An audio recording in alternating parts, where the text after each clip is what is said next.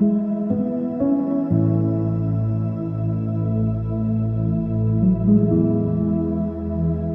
ಕ್ರಿಸ್ತನಲ್ಲಿ ಪ್ರೀತಿಯುಳ್ಳ ದೇವಜನರೇ, ನಿಮ್ಮೆಲ್ಲರನ್ನ ಈ ಪರಿಶುದ್ಧ ಬೆಳಗಿನ ಜಾವದಲ್ಲಿ ತುಂಬ ಹೃದಯದಿಂದ ವಂದಿಸುವನಾಗಿದ್ದೇನೆ. ಕರ್ತನ ಈ ಕೃಪೆ ದಿವಸವನ್ನ ತಿರುಗಿ ಆತನ ಮಹಿಮೆಗಾಗಿ ಕಳೆಯುವುದಕ್ಕಾಗಿ ದೇವಜನರು ದೇವರ ಪ್ರಸನ್ನತೆಯಿಂದ ತುಂಬಲ್ಪಟ್ಟ ವ್ಯಕ್ತಿಗಳಾಗಿ ಇರಬೇಕನ್ನುವಂಥದ್ದು ದೇವರ ನಿಜವಾದ ಆಲೋಚನೆ, ಪ್ರೇರಣೆ.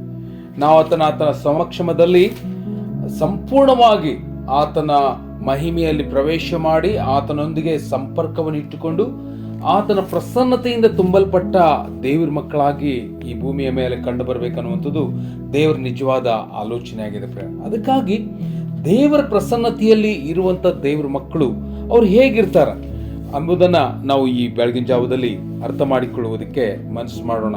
ಕೀರ್ತನೆ 16ನೇ ಕೀರ್ತನೆ 11ನೇ ವಚನದಲ್ಲಿ, ನೀನು ನನಗೆ ಜೀವ ಮಾರ್ಗವನ್ನು ತಿಳಿಯಪಡಿಸುವಿ, ನಿನ್ನ ಸಮ್ಮುಖದಲ್ಲಿ ಪರಿಪೂರ್ಣ ಸಂತೋಷವಿದೆ, ನಿನ್ನ ಬಲಗೈಯಲ್ಲಿ ಶಾಶ್ವತವಾದ ಭಾಗ್ಯವಿದೆ. ಯಾರ ಹೃದಯದಲ್ಲಿ, ಯಾರ ಜೀವಿತದಲ್ಲಿ ದೇವರ ಪ್ರಸನ್ನತೆಯಿಂದ ತುಂಬಲ್ಪಟ್ಟವರಾಗಿರ್ತಾರೋ ಅವರು ಆ ದೇವರ ಮಾರ್ಗವನ್ನು, ಜೀವದ ಮಾರ್ಗವನ್ನು ತಿಳಿದವರಾಗಿರ್ತಾರೆ. ಪರಿಪೂರ್ಣವಾದ ಸಂತೋಷದಲ್ಲಿ ಅವರು ಜೀವಿಸ್ತಾ ಇರ್ತಾರೆ, ಶಾಶ್ವತವಾದ ಭಾಗ್ಯದಲ್ಲಿ ಅವರು ಜೀವಿಸ್ತಾ ಇರ್ತಾರೆ. ಪ್ರಿಯರೇ, ಒಂದು ಪ್ರಶ್ನೆಯನ್ನು ಹಾಕಿಕೊಂಡು ನಮ್ಮ ಜೀವಿತವನ್ನು ಸಾಗಿಸುವುದು ಅಗತ್ಯ. ನಾವು ದೇವರ ಪ್ರಸನ್ನತೆಯಿಂದ ತುಂಬಲ್ಪಟ್ಟಿದ್ದೇವೋ, ಆ ಜೀವದ ಮಾರ್ಗ, ಪರಿಪೂರ್ಣವಾದ ಸಂತೋಷ, ಶಾಶ್ವತವಾದ ಭಾಗ್ಯಗಳು ನನ್ನ ಜೀವಿತದಲ್ಲಿ ಇವೆಯೋ? ಒಂದು ವೇಳೆ ಇಲ್ಲವಾಗಿದ್ರೆ ಈ ದಿವಸ ನಿನ್ನ ಜೀವಿತವನ್ನ ಕರ್ತನಿಗೆ ಒಪ್ಪಿಸಿಕೊಟ್ಟು ಆತನ ಪ್ರಸನ್ನತೆಯಲ್ಲಿ ಕಾಲ ಕಳೆಯುವುದಕ್ಕೆ ಮನಸ್ಸು ಮಾಡ್ರಿ. ಯಾರು ಆತನ ಪ್ರಸನ್ನತೆಯಲ್ಲಿ ಇರ್ತಾರೋ ಅವರ ಜೀವಿತದಲ್ಲಿ ದೇವರ ಜೀವದ ಬುಗ್ಗೆ ಮತ್ತು ತೇಜ ಸನ್ನಿಧಾನ ಅದು ತುಂಬಿ ಹಾಕಲ್ಪಟ್ಟಿದೆ ಎಂಬುದಾಗಿ ಕೀರ್ತನೆ 36ನೇ ಕೀರ್ತನೆ 8ನೇ ವಚನದಲ್ಲಿ ನಾವು ನೋಡ್ಕೊಳ್ತೇವೆ. ನಿನ್ನ ಮಂದಿರದ ಸಮೃದ್ಧಿಯಿಂದ ಅವರನ್ನ ಸಂತೃಪ್ತಿ ಪಡಿಸುತ್ತಿ, ನಿನ್ನ ಸಂಭ್ರಮ ಪ್ರವಾಹದಲ್ಲಿ ಅವರಿಗೆ ಪಾನ ಮಾಡಿಸುತ್ತಿ.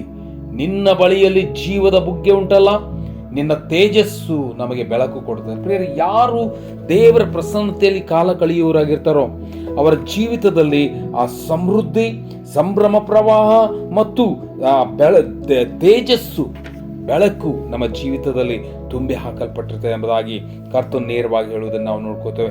ಅದಕ್ಕಾಗಿ ದೇವರ ಸನ್ನಿಧಾನವನ್ನು ಹುಡುಕುವಂಥ, ದೇವರ ಪ್ರಸನ್ನತೆಯಿಂದ ತುಂಬಲ್ಪಡುವಂಥ ಆ ಆನಂದ ನಮ್ಮ ಕಡೆ ಇರಬೇಕು. ಯಾವಾಗ ದೇವರ ಸನ್ನಿಧಾನವನ್ನು ಹುಡುಕುತ್ತೀಯೋ ನಿನ್ನ ಜೀವಿತದಲ್ಲಿ ಸೌಭಾಗ್ಯಗಳು ತುಂಬಿ ಹಾಕಲ್ಪಟ್ಟಿರ್ತವೆ.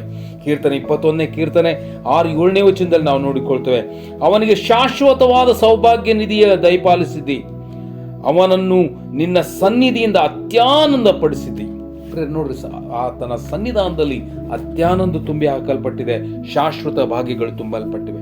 ಈ ಕಾರಣ ನಾವು ದೇವರ ಸನ್ನಿಧಾನದಲ್ಲಿರುವಂತಹ ಆ ಸೌಭಾಗ್ಯಗಳು, ನಿತ್ಯವಾಗಿರುವಂತಹ ಆ ಜೀವದ ಮಹಿಮೆ, ತೇಜಸ್ಸು ನನ್ನ ಜೀವಿತದಲ್ಲಿ ಇದೆಯೋ ಎಂಬ ಪ್ರಶ್ನೆಯನ್ನು ಹಾಕಿಕೊಳ್ಳುತ್ತಾ ಆತನ ಪ್ರಸನ್ನತೆಯನ್ನ ಹೆಚ್ಚು ಅಪೇಕ್ಷಿಸುವುದಕ್ಕೆ ನಮ್ಮನ್ನು ತೊಡಗಿಸಿಕೊಳ್ಳೋಣ. ಆ ರೀತಿಯಲ್ಲಾಗುವಂತೆ ಕರ್ತನು ನಿಮ್ಮನ್ನು ಆಶೀರ್ವದಿಸಲಿ. Thank you.